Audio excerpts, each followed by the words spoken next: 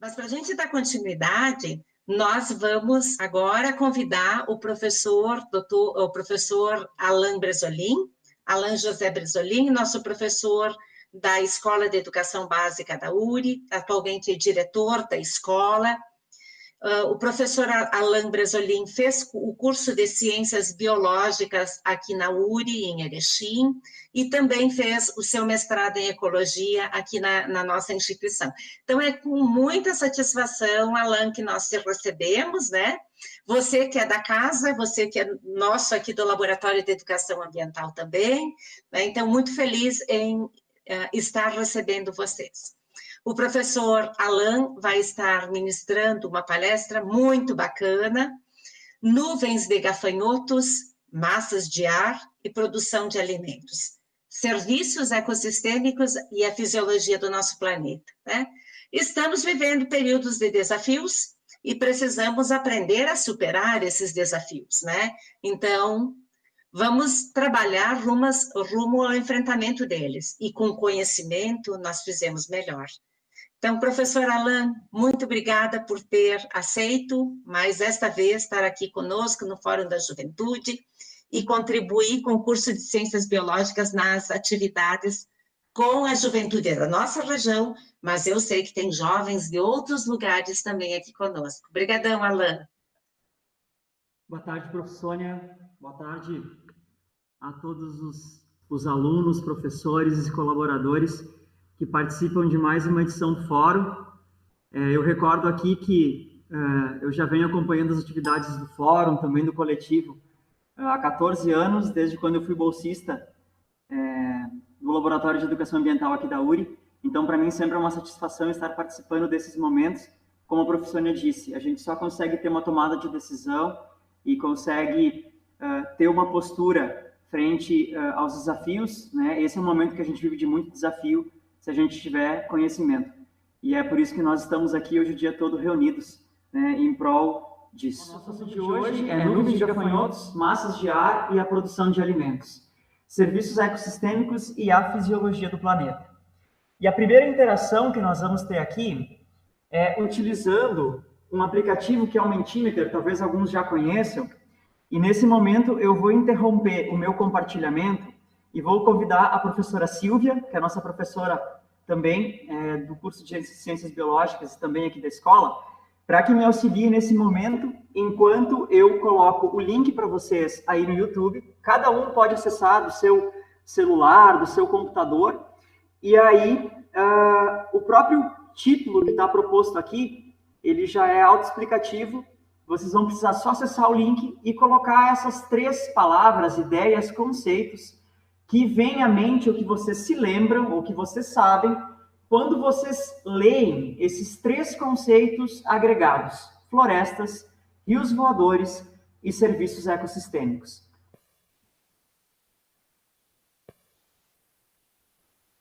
Tá aparecendo aí, professor Alain. Já teve uma pessoa que respondeu.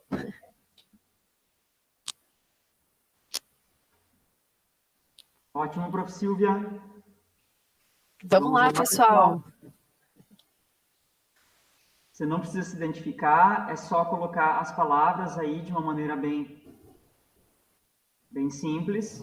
Olha isso aí, pessoal, vão participando. Ai, que legal, a nuvem sendo formada, professor Alain. Ótimo. Estou colocando o link novamente, tá como o professor Alain Ecobio no chat do YouTube. Estou colocando ele a cada 2, 3 segundos. Já temos várias palavras, professor Alain. Vamos lá, gente. O que vocês pensam quando leem essas palavras aí? Florestas, rios voadores e serviços ecossistêmicos. Vamos lá. Quero bater recordes aqui, ó. 6 pessoas só, vamos? Acessem, o nome de vocês não aparece. Pode ir escrevendo. Estou colocando o link, eu vejo que tem muita gente pedindo o link. Então, a cada 2 segundos, eu estou colocando o link para vocês acessarem. Enquanto isso, vocês podem ir acompanhando de maneira síncrona, ao vivo, a formação da nuvem de ideias. Quanto mais a palavra é citada, maior ela fica na nuvem, pessoal. Exatamente. Então, tentem pensar nessa ideia de que termos, ideias, se relacionam com esses três conceitos de maneira mais forte, o que vem logo depois e o que vem logo depois, né? São três palavras que o formulário nos permite preenchimento. Estou colocando o link mais vezes aqui.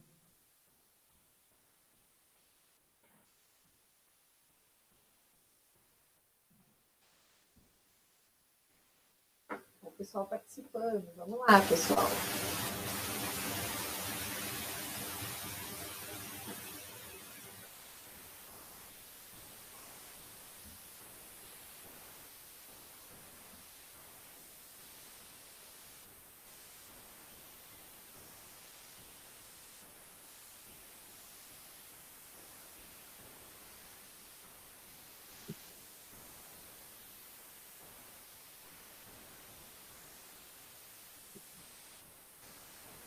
Quem está perguntando, pessoal, o que o Lucas perguntou, Já tem 51. Colocar conceitos, ideias, saberes.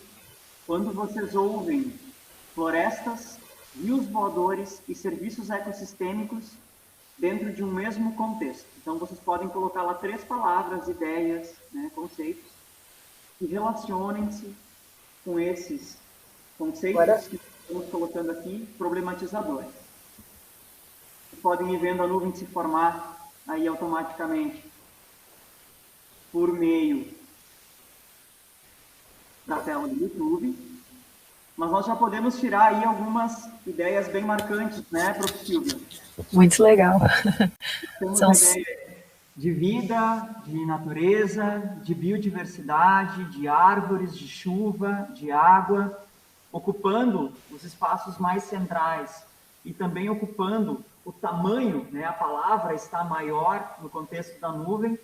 Isso nos mostra quais são as ideias mais fortes que vocês consideram que se relacionam com esses conceitos.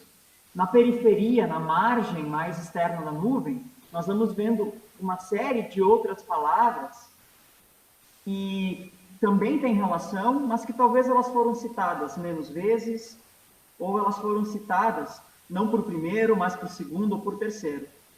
Então, essa nuvem agora, ela se torna, pessoal, extremamente dinâmica para mostrar um pouco das ideias que também vocês estudaram hoje pela manhã. Tá? E é um aplicativo muito simples e muito legal para a gente fazer esse tipo de intervenção, independente do número de pessoas. Tá? Então, tá aí, biodiversidade, vida, natureza, animais, água, chuva, árvores.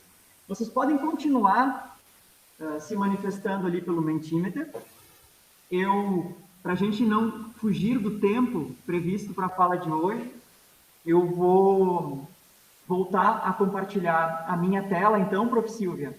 E ao final da fala, daqui a 40, 45 minutos, nós vamos ver esse resultado final, né, do que a nuvem formou para a gente nessa ideia dos conceitos relacionados.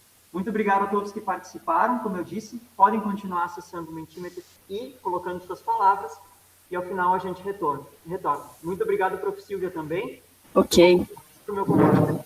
Você quer compartilhar, Prof. Silvia? Só para comunicar aqui, já são 250 pessoas participando da nossa nuvem de palavras, e está ficando legal. Muito bonita aqui. Parabéns pela participação, pessoal. Continuem. Obrigada, professora Alain. Obrigado, Prof. Silvia. Eu vou retornar para o meu compartilhamento de tela agora, então. Enquanto eu agradeço para o professor Alain e a professora Silvia, que foram formados no curso de Biologia aqui da URI, né, professores? Muito obrigada por estarem aqui conosco nessa tarde. E por estarem com seus estudantes aqui, né? Com certeza. São dois parceirões aqui da educação ambiental. Obrigada, professora Sônia. Um abraço, boa palestra, professora Alain. Estamos aí atentos. Obrigado.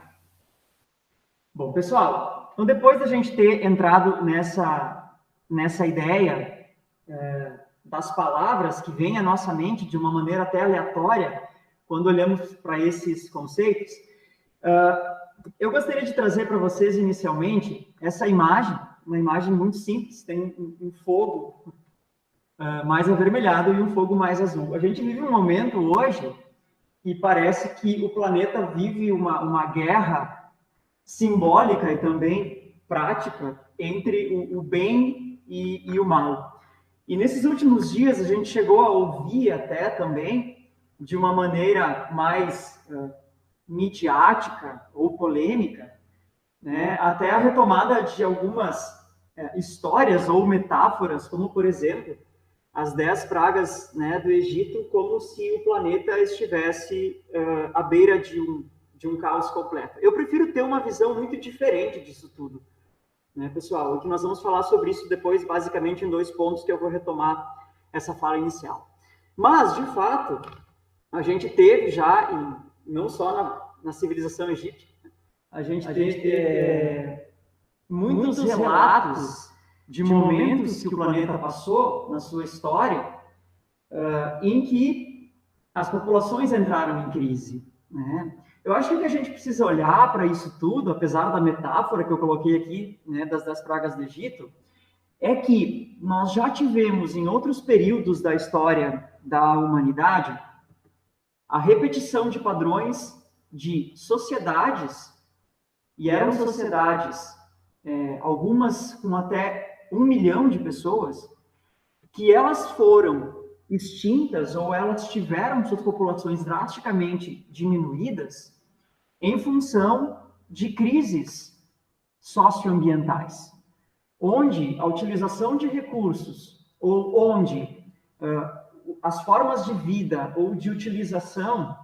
dos serviços ecossistêmicos prestados pelo local onde essas populações habitavam se tornou tão escasso, que essas populações elas foram sendo reduzidas no decorrer do tempo e algumas chegaram a desaparecer de fato. Tá? Então aqui eu trago para vocês, relacionando com essa ideia, né, da gente não pensar somente numa estrutura de bem e de mal, eu acho que a gente está muito além disso, mas de populações que de fato, né, sofreram com grandes crises ambientais e que também influenciaram outras crises sociais, econômicas, crises na saúde dessas comunidades. Nesse sentido, eu enfraqueço um pouco a imagem dessas duas forças, né, do fogo vermelho e do fogo azul, e digo para vocês que eu vou falar muito sobre isso, mas de uma outra maneira, né, porque nós estaremos aqui falando sobre nuvens de gafanhotos, massas de ar e produção de alimentos. Quando eu trago esses assuntos, e quem estava presente hoje de manhã na fala da professora Fabiana Rocha viu, a gente realmente passa por períodos de crise que refletem muitos desequilíbrios ambientais, que as pandemias estão nos mostrando isso. Tá? Como a prof. Fabiana também falou hoje pela manhã, na situação do coronavírus, que é uma zoonose, a gente vê claramente isso. E para a gente entrar um pouco nesse assunto e começar a relacionar mais ainda ele com questões ambientais, né, não há como desvincular uma coisa da outra, eu vou passar para vocês aqui um vídeo de 2 minutos, bem rapidinho, que também traz esse enfoque num best-seller que foi publicado, né, há 2 anos atrás, e que o título dele é Spillover, aquele termo de transbordamento quando uma doença animal, seja de um animal selvagem ou doméstico, ela transborda no conceito da ecologia para os seres humanos.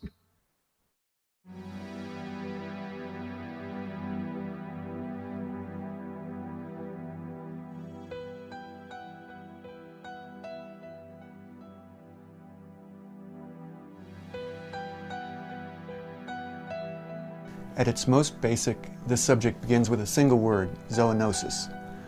Zoonosis is an animal infection that's transmissible to humans. It sounds like a slightly technical word, an unfamiliar word, but it's going to become very familiar to people in the 21st century. 60% of the infectious diseases of humans are zoonotic.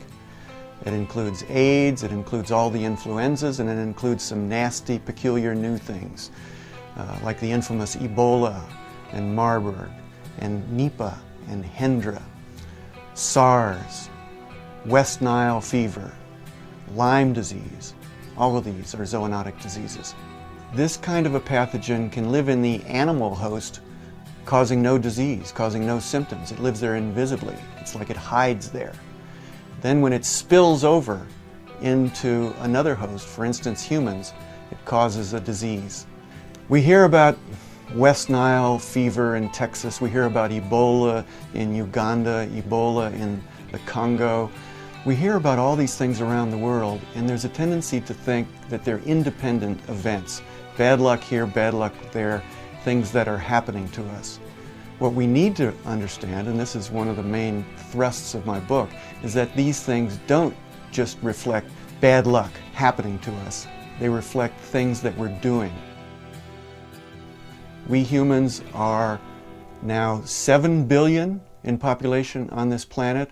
We're using more and more of the resources. We're going into more and more of the wild places, particularly tropical forests in Africa, Asia, South America. At the level of the citizen, at the level of you and me, what can we do? Well, the first important thing is to understand this subject better. And that's what this book is about. This book is not intended to make you more worried.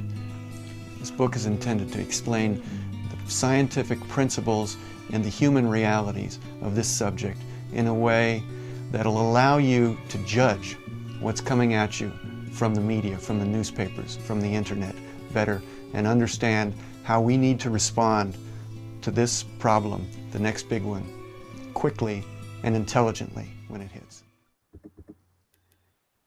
Muito bem, pessoal. Então a gente vê por aqui, nessa fala do David Cremen, a questão que eu gostaria de enfatizar, principalmente onde ele coloca sobre o nosso avanço, as áreas que antes eram restritas, né, ou praticamente únicas a ambientes selvagens. E ele cita a questão das florestas tropicais, que é um dos pontos principais da nossa fala de hoje. Aqui, então, já começando a entrar na parte massas de ar, eu trago para vocês uma notícia muito recente, uma notícia do dia 30 de junho de 2020, onde nós vivenciamos aqui na nossa região, inclusive, o fenômeno do ciclone bomba. E essa situação do ciclone bomba, que é um dos temas que eu vou usar aqui como temas problematizadores da fala nesse momento, ela, na própria notícia, onde a gente vê o print aqui, ela nos coloca o seguinte: o fenômeno acontece geralmente associado a contrastes de temperatura. Há poucos dias houve calor histórico, e agora a incursão de potente massa de ar polar, ressalta Istel, que é o pesquisador, né, que acabou colocando aqui alguns dos modelos, né, o modelo alemão, né, que trabalhou com essa constatação climatológica. Tá? Então vejam que enfatiza o contraste de temperaturas. Nesse sentido, pessoal, eu trago para vocês também apenas um recorte do nosso clima. Nunca a gente vai analisar o clima conforme apenas uma semana ou alguns dias, mas olhem só a borda de quando nós tivemos, na quarta-feira, dia 1º, o fenômeno do ciclone bomba aqui na nossa região. Nós saímos de uma temperatura de 7 graus no domingo, nós fomos para 21 graus na terça, e nós estávamos com 2 graus Celsius no sábado. Ou seja, nós tivemos aqui uma amplitude, uma oscilação de temperatura de 19 graus Celsius em questão de 72 horas. Para o nosso clima subtropical no sul do Brasil, as médias de amplitude térmica, elas giram entre 9 e 13 graus, ou seja, normalmente a variação de temperatura teria que ser de 9 e 13 graus.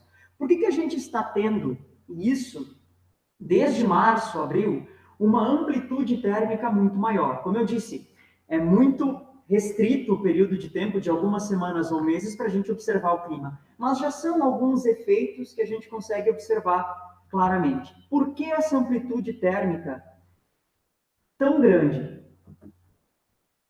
Aí nós vamos ter que puxar aqui um conceito que vem da física, né, de uma das matérias que faz parte da ciência da natureza, dentro da calorimetria. Eu vou pedir que vocês se manifestem aí pelo chat a respeito desse conceito aqui, ó, o conceito de calor específico. Eu vou ficar de olho um pouco aí no chat do YouTube, para que vocês possam se manifestar a respeito do que vocês têm como ideia de calor específico. Ao ir do Google Meet para o YouTube, ele dá um pequeno delay, mas eu vou estar acompanhando aí também no chat a ideia de calor específico que vocês estiverem colocando. Bom, o que é, em algumas palavras, o calor específico? Aqui a gente vê a imagem de um fenômeno muito comum, de ser visualizado inclusive na nossa região.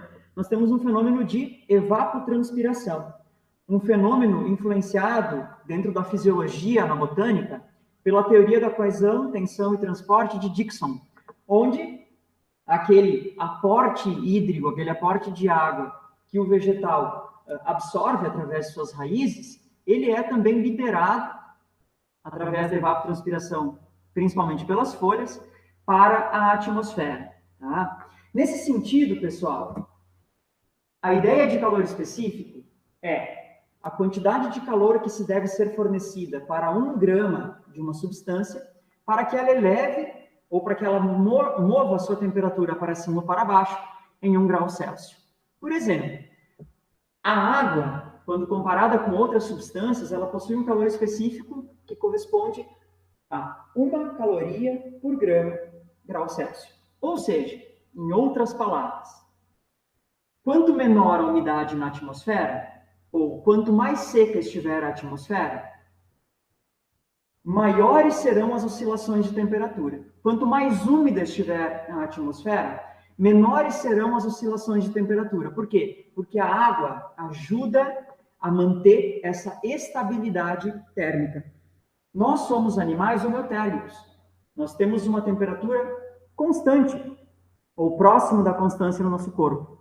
E o nosso corpo também é constituído, de acordo com os tecidos muda, né? Mas em média por 70% de água. Ou seja, quanto mais água estiver presente no ambiente, ou também, né, na própria fisiologia de um corpo, mais fácil será de controlar ou manter uma temperatura num nível constante, ou num nível mais estabilizado.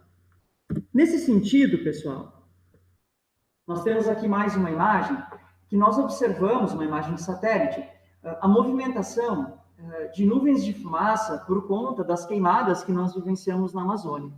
Pessoal, esse não é um fenômeno isolado, tá? Esse é um fenômeno que ele já acontece há muitos anos. Nós temos, né, também no Cerrado brasileiro uma incidência muito grande de queimadas. Mas nesse sentido, eu vou trazer aqui a ideia de floresta tropical sendo queimada. E ao mesmo tempo que a gente tem a formação dos nossos rios na estrutura da crosta terrestre, né, na porção continental do nosso planeta, por meio do degelo, por meio das diferenças topográficas, do escoamento da água da chuva. Tá?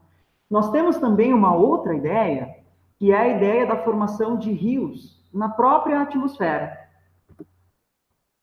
que nós chamamos aqui, de uma maneira simbólica, de rios voadores.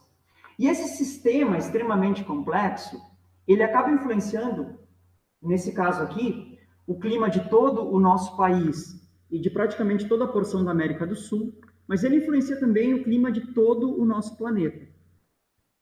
Por exemplo, aqui no Brasil, né, na faixa equatorial, nós temos uma grande taxa de evaporação, e essa taxa de evaporação, ela é conduzida, né, por um processo de sucção até a região amazônica, e depois ela vai até atingir a Cordilheira dos Andes, ela vai tomar um rumo, né, ao sul do nosso país e do nosso continente.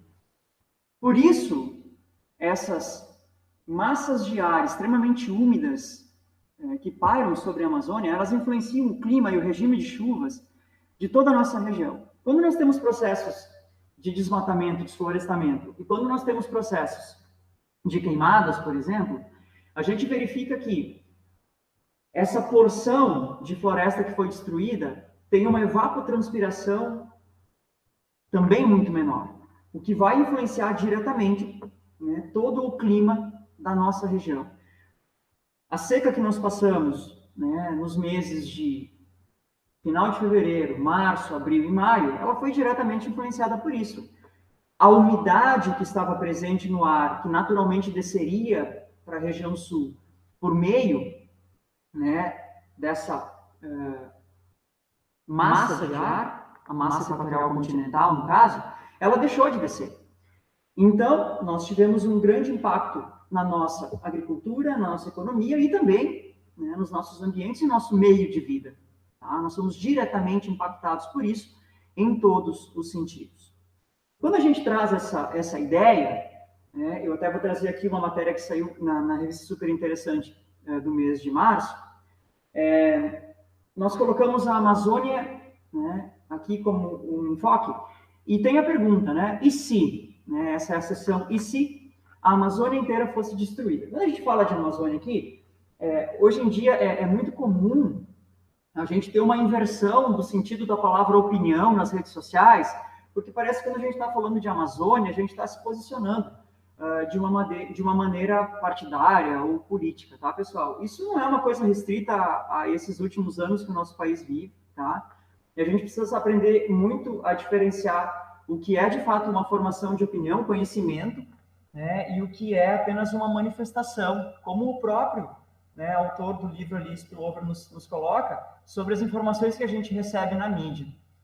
Então, muitas dessas informações, elas têm outras intenções, né? Elas têm cunhos políticos, cunhos econômicos, tem muita gente que ganha com a mídia dessas informações. Então, por esse motivo que é muito importante a gente ter, né, estarmos dotados desse conhecimento para não sermos literalmente bombardeados só por informações, né, e por posicionamentos muito superficiais. Então aqui, se o problema for a questão, né, da gente falar de Amazônia ou não, se alguns entendem isso como um posicionamento ou algo que condiciona para um lado ou outro, eu utilizo o floresta tropical, né? Se as florestas tropicais fossem destruídas. E, nesse sentido, eu trago novamente o conceito de ciência para a tomada de decisão. Esse pesquisador, o Turra, né, o Alexandre Turra, da USP, ele foi um dos pesquisadores que atuou na elaboração do diagnóstico brasileiro de biodiversidade e serviços ecossistêmicos, agora em 2019. E essa ideia de ciência eu não só trago do conhecimento científico, eu trago do ciência, estarmos cientes, né, para podermos também tomarmos decisões mais sábias, até perante os posicionamentos que a gente vê de maneira, às vezes, muito generalista, né, e dotados de pouco conhecimento. Sendo assim, gente, eu trago aqui o exemplo do Ernest Goethe. O Ernest, ele usa o conceito água se planta, porque ele diz que quanto mais florestas nós tivermos, maior vai ser a disponibilidade de água que a gente vai ter, melhor vai funcionar o nosso clima, e esses são serviços ecossistêmicos que nós já temos muita clareza sobre o benefício das florestas.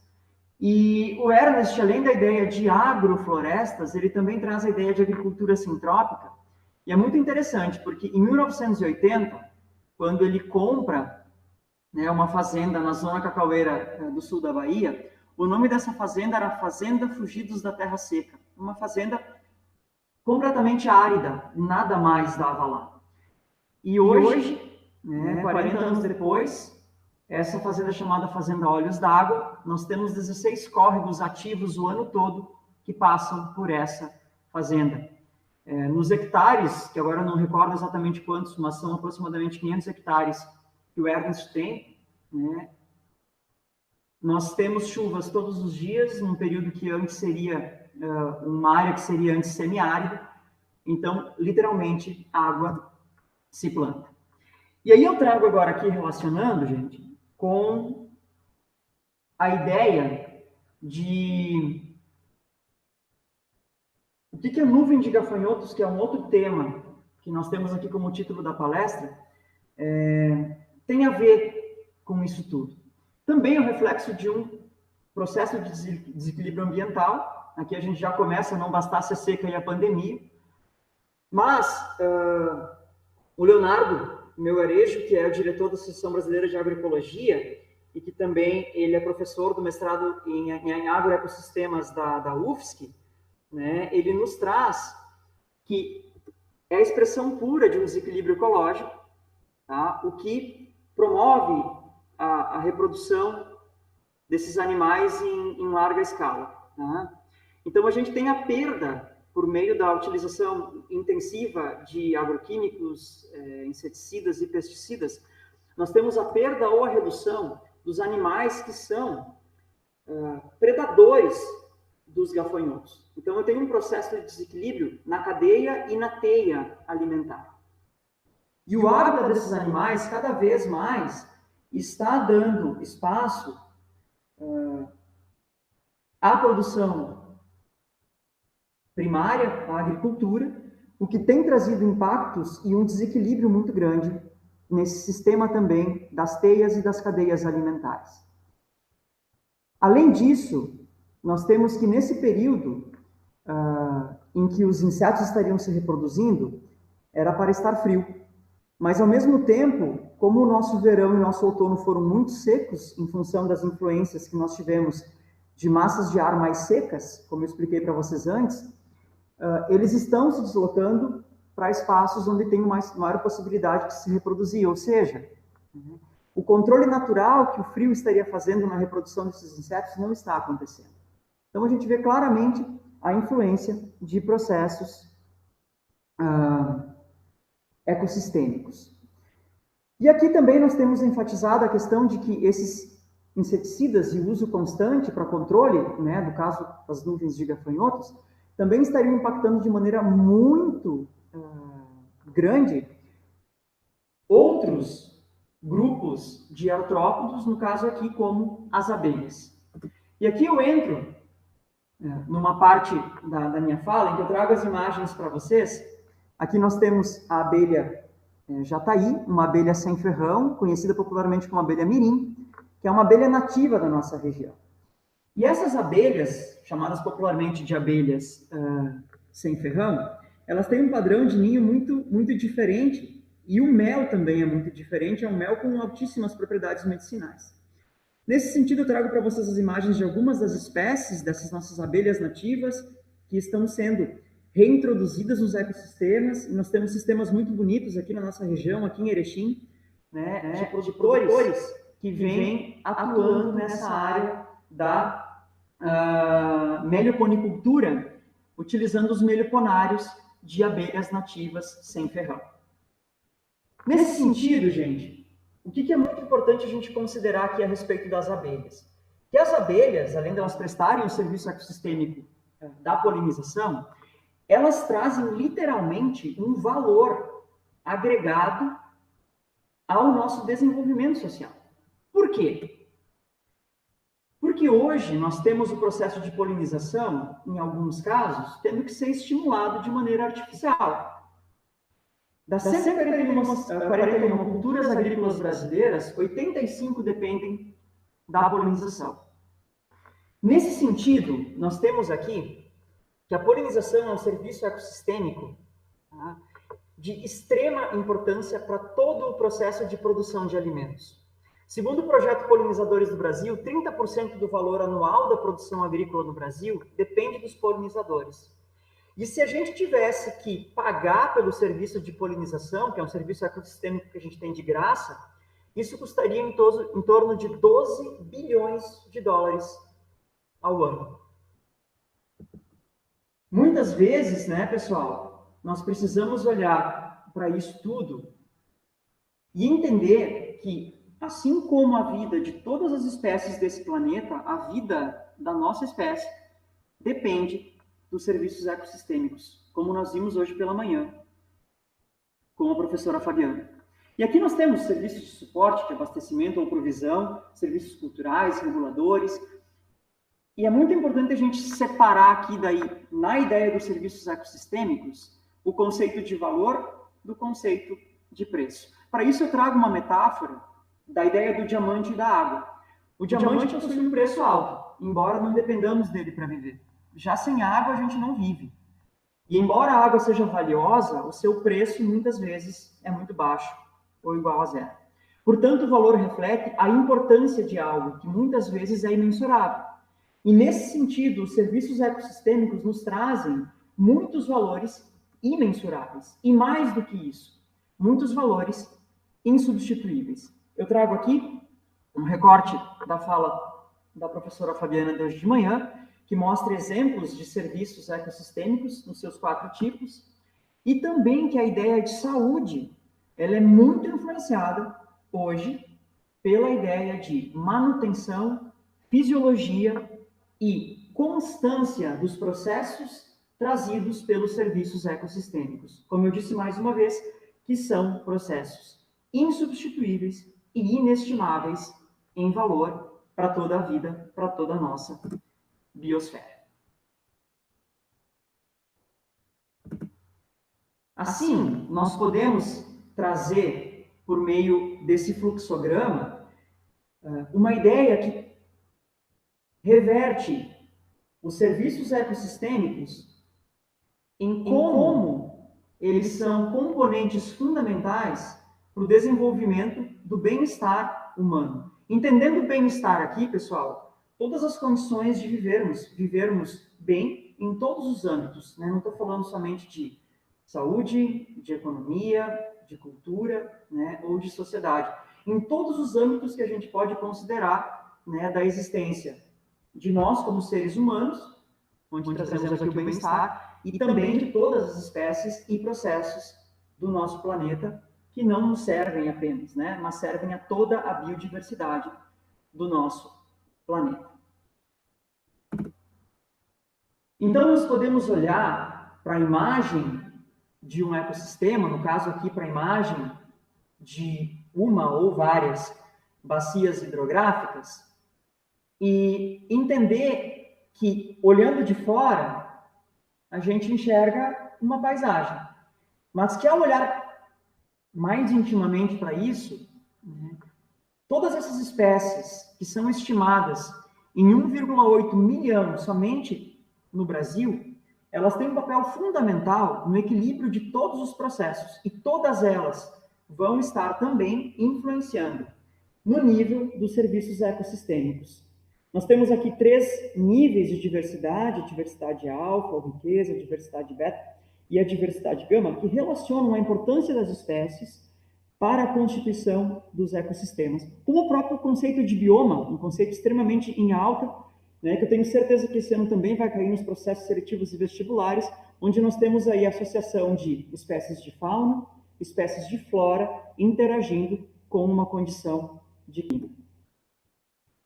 E aí eu olho para uma imagem que não é daqui da América do Sul, né, mas que reflete a formação também de um ciclone aqui, e o último fluxograma que nós vamos utilizar hoje, nós enxergamos quais são os benefícios trazidos pela biodiversidade e pelos ecossistemas: segurança alimentar, segurança climática, segurança energética, segurança hídrica e saúde humana.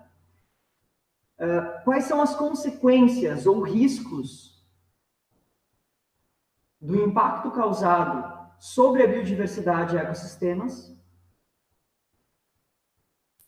Quais são as oportunidades que a biodiversidade e os ecossistemas nos trazem? E também como é que a gente pode agir sobre isso. A partir de agora desse ponto, nos últimos 10 minutos da fala, nós vamos ver como é que a gente pode agir sobre isso. Desde o cumprimento de leis existentes, a exigência, né, de determinações e processos legais dentro da esfera legislativa, para que as convenções que foram acordadas já há muitos anos e as mais recentes sejam cumpridas no âmbito político, tá? Desde a questão de atuação junto às universidades, às escolas, para a formação de conhecimentos e processos de apropriação de cultura acerca de como proteger a biodiversidade, iniciando pelo nível local, partindo para o regional e indo para os níveis mais amplos, né, do território, o estímulo à produção agroecológica regional, a possibilidade de escolha, quando nós, como consumidores, podemos optar pela compra de um produto ou outro. Então, muitos das tomadas de postura que nós precisamos ter vão definir, né, para que daqui a algum tempo a gente possa se reunir novamente e olhar para esse período como um período em que a natureza não está nos castigando, mas ela está nos dando oportunidades, né, como eu disse, retomando aquela quebra de ideia de bem e mal, onde a natureza está nos dando oportunidades e sinais da gente mudar a forma como a gente se relaciona com ela e tira, né, o nosso sustento a partir dos recursos naturais. Então, é um novo olhar e nós temos que aproveitar essa oportunidade. Então, eu prefiro ver muito mais dessa maneira. Uma ideia de ciência para a tomada de decisão, como eu havia colocado antes. Aqui também eu trago um dado que vem do Diagnóstico Brasileiro de Biodiversidade e Serviços Ecossistêmicos, em que 40% da cobertura vegetal do país está concentrada em apenas 7% dos nossos municípios, que abrigam 13% da população economicamente mais carente do Brasil. Historicamente, a substituição da vegetação nativa por outras coberturas não tem resultado em um aumento significativo do bem-estar local. A geração de renda a partir da natureza conservada será essencial para conciliar prosperidade socioeconômica com a conservação dos recursos naturais, ou seja, o que traz, inclusive, um benefício econômico é a manutenção e a conservação da biodiversidade, e não a destruição. E se a gente relacionar isso com os serviços ambientais ou serviços ecossistêmicos prestados pelas florestas, ligando com os rios voadores, com a umidade presente no ar, que mantém a nossa temperatura mais estável, com menos oscilações, com os ritmos de chuva e também com a distribuição pluviométrica que controla toda a nossa produção agrícola, nós vamos ver que o mundo produz alimento suficiente para alimentar a todos, mas 1 em cada 7 pessoas passa fome. 80% dessas pessoas que passam fome são pastores, agricultores e pescadores. E outras pessoas diretamente relacionadas com a produção de alimentos. Aí vem a pergunta, como assim? Como pode pessoas que produzem alimentos passar fome? E aí nós temos que um dos principais desafios, e aqui começam a vir as respostas, né, o que podemos fazer do Brasil para os próximos anos é o alinhamento de políticas de desenvolvimento, principalmente política agrícola, com o uso e conservação da biodiversidade. A integração entre as políticas ambientais e agrícolas é fundamental para o cumprimento das metas e dos acordos de conservação firmados internacionalmente, bem como para que a gente evite o desaparecimento de espécies nativas de importância ecológica insubstituíveis, de importância medicinal e alimentícia, e que são espécies com potencial intrínseco, né? Ou seja, que a gente não pode medir o valor, né? Tanto para a agropecuária, quanto para a indústria e para o desenvolvimento da biotecnologia. Então é uma pena a gente ter que virar a página e ver uma imagem como essa, uma imagem que reflete o fluxo da comida, ou o caminho da comida, desde que o recurso natural está no ambiente, até o momento que ele passa pelo processo de agricultura e pecuária, por seu processamento, por seu transporte, por sua venda, e até que ele chegue às nossas casas. E nesse processo todo, em diferentes elos dessa linha, nós temos que 24% da produção mundial de alimentos é perdida.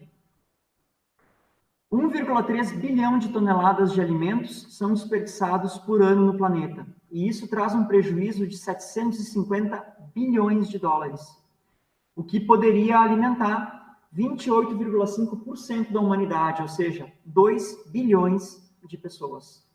Pessoal, por que se produz tanto alimento para se desperdiçar tanto? Será que a intenção dessa produção agrícola, né?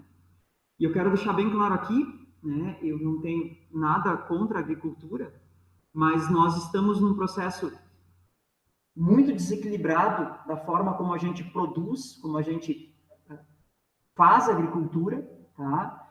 Porque com um desperdício desses e com áreas hoje, né, que são muito vastas no nosso país, na nossa região,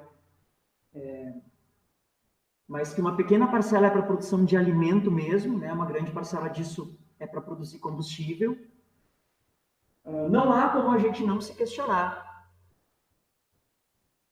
que a função desse processo, com tanto desperdício, então, não é alimentar as pessoas. Ela tem uma função, na sua maior parte, de interesse econômico. Há um pequeno, muito pequeno, né, interesse que isso venha a trazer benefícios socioambientais e que venha poder, né, respeitar as demandas nutricionais do mundo como um todo. E assim, agregado a isso, nós temos a ideia de água virtual, que hoje é uma água que a gente não vê, mas que ela está muito relacionada, né, com a produção agrícola. Quando a gente exporta um alimento, né, para fora do país, a gente não cobra pela água que foi utilizada, direta ou indiretamente, para a produção desse alimento. A gente está exportando água também. A gente não considera que o transporte desse alimento, ele produz uma imensa quantidade de gases estufa, não só o dióxido, mas também o monóxido de carbono, os óxidos de enxofre, os óxidos de nitrogênio.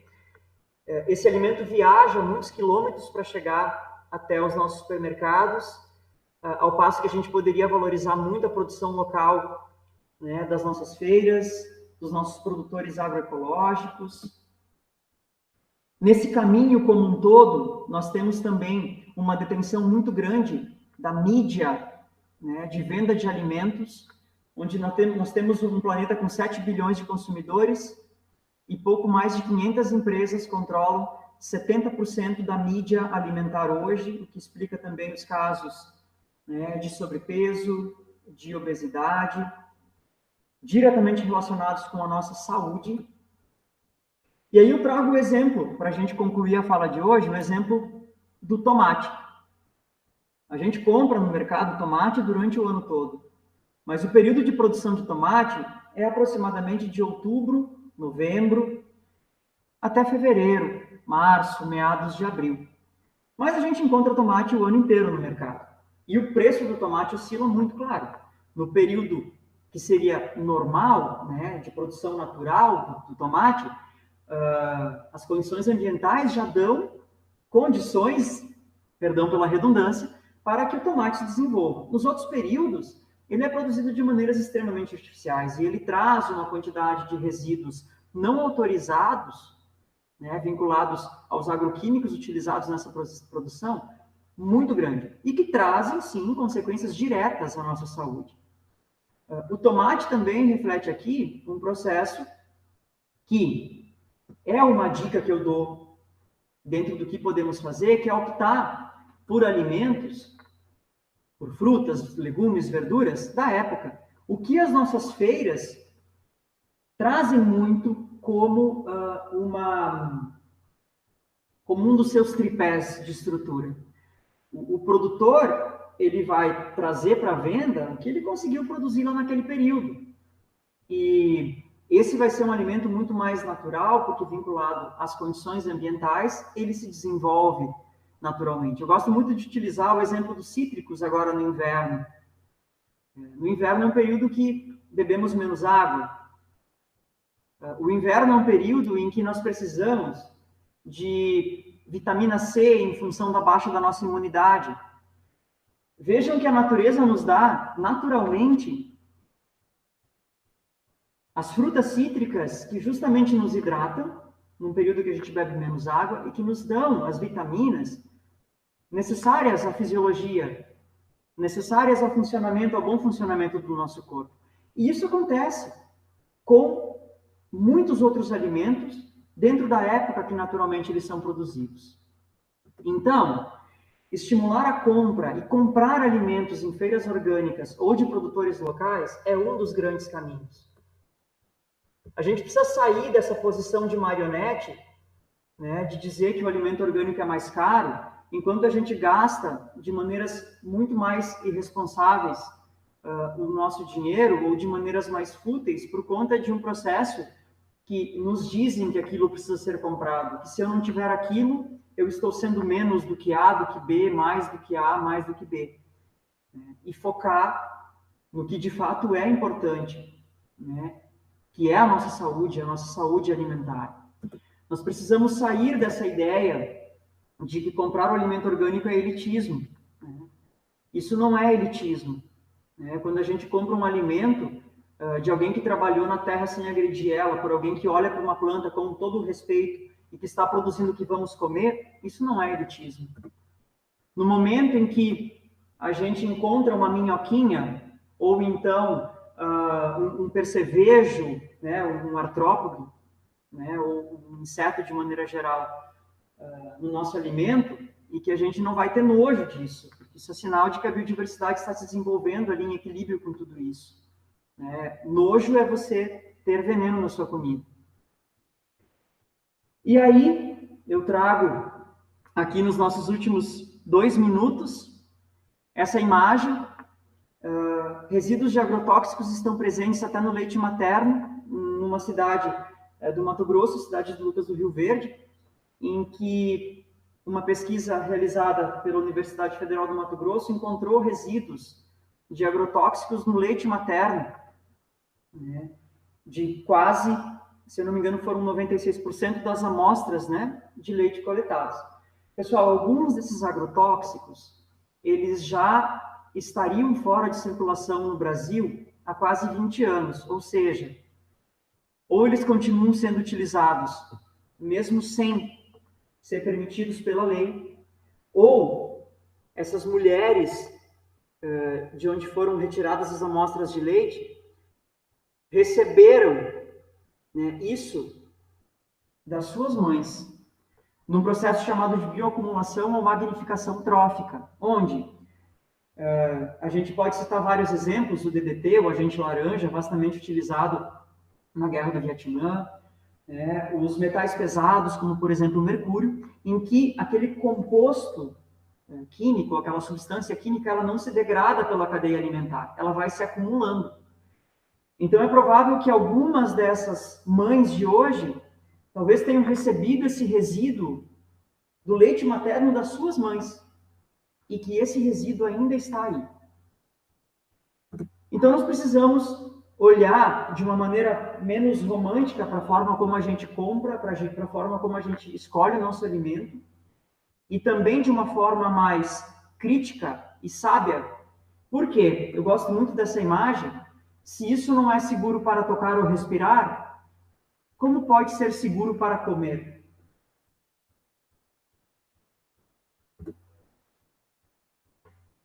E isso entra em choque total com os conceitos que a gente viu de biodiversidade, dos serviços ecossistêmicos, em todos os seus modos, em todas as suas escalas, culturais, econômicas, socioambientais, genéticas, né, do patrimônio de uma população. E dentro dessa ideia, eu trago mais uma metáfora, que nós precisamos pensar dessa forma. Você não está com um excesso de caramujos, e sim com falta de patos. A própria natureza, o próprio processo ecossistêmico, ele trabalha dentro de uma sincronia, de uma sinestesia e de uma sinergia que os processos de regulação são dados de uma maneira natural. Mas quando esse ecossistema é abalado por impactos muito grandes, como nós temos feito nesses últimos tempos, ele não tem a capacidade de depuração e de autorregulação, ele não tem tempo para realizar isso.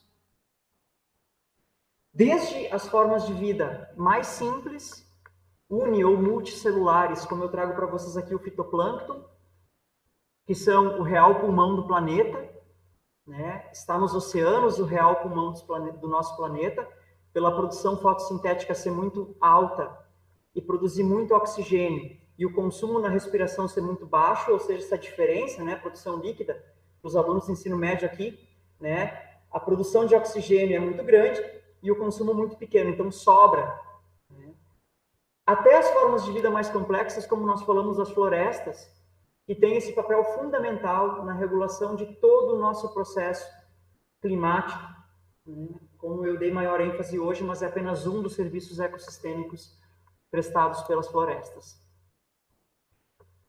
E desde, então, aqui eu tenho uma imagem de uma aula prática em microscopia, onde a gente vê aí clorófitas, né, numa gota d'água, desde a gota de água que é viva, até o nosso planeta como um todo, que é vivo também, nós precisamos zelar por cada uma das formas de vida que contribui de uma maneira única para esse equilíbrio, né, que gira em torno de tudo o que acontece em nossa volta. E aí, concluindo, eu trago aqui a imagem do Tadashi Kadomoto, que ele nos diz que haja amor, compaixão e paz entre todos os seres do universo, mas que haja também compromisso e responsabilidade. Eu complemento. Agradecer aqui também a minha esposa que me apresentou o Tadashi, e hoje pela manhã na meditação, bem cedo, ele trouxe um trecho, que é o trecho com o qual eu encerro a minha fala aqui então, trazendo uma imagem de Gaia, né, uma semideusa dentro da mitologia grega, e uma frase de Oriá, um ancião índio-americano, é um fragmento, né, do Sonhador da Montanha, que ele diz o seguinte: não me interessa o que você faz para ganhar a vida, quero saber o que você deseja ardentemente, se ousa sonhar em atender aquilo pelo qual seu coração anseia. Não me interessa saber a sua idade, quero saber se você se arriscará a parecer um tolo por amor, por sonhos, pela aventura de estar vivo. Não me interessa onde você mora ou quanto dinheiro tem, quero saber se pode levantar-se após uma noite de sofrimento e desespero, cansado, ferido até os ossos, e fazer o que tem que ser feito pelos filhos. Não me interessa saber quem você é e como veio parar até aqui. Quero saber se você ficará comigo no centro do incêndio e não se acovardará. Não me interessa saber onde, o que ou com quem você estudou. Quero saber o que o sustenta a partir de dentro, quando tudo o mais desmorona. Pessoal, eu desejo a vocês um caminho de muito conhecimento, muita sabedoria, e que a gente possa ter essa visão esperançosa de que o planeta está nos dando uma grande oportunidade de mudarmos. Obrigado pela participação de todos. Eu vou colocar aqui mais uma vez o link da próxima atividade e vou pedir que a prof. Silvia compartilhe a nossa nuvem final aí com as ideias de vocês, que também contribuíram muito para o desenrolar da nossa fala de hoje. Um grande abraço e fiquem bem, estamos todos unidos e vamos aprender muito com essa oportunidade que está nos sendo dada. Obrigado à prof. Sônia, a todo o grupo das Ciências Biológicas, o grupo de organização do 14º Fórum de Meio Ambiente da Juventude do Alto Uruguai Gaúcho e a URI Erechim, ao qual eu tenho muito orgulho de fazer parte nesse momento e também, né, aqui na escola e de todas as formas que estamos tentando seguir nesse momento excepcional, mas que vai trazer para a gente grandes oportunidades. Obrigada, professora Alain, pela tua possibilidade, pela troca de conhecimentos, né, pelas grandes aprendizagens que você possibilitou na tarde de hoje. Então, muito obrigada mesmo. E aí a gente está vendo a nuvem que está sendo compartilhada pela professora Silvia, da escola, né? Biodiversidade, né? Na realidade, quando a gente lembra em florestas, rios voadores, ecossistêmicos, as palavras que vêm mais em mente nossa é a palavra vida. Exatamente. Né? Biodiversidade, natureza, água, preservação, chuva, animais, Amazônia, árvores, né? Entre outras. Né? Nós vamos dar continuidade à nossa programação e eu peço que todos participem com bastante responsabilidade nesse momento, se deslocando até os minicursos, cujos links estão disponíveis no material que foi encaminhado para vocês.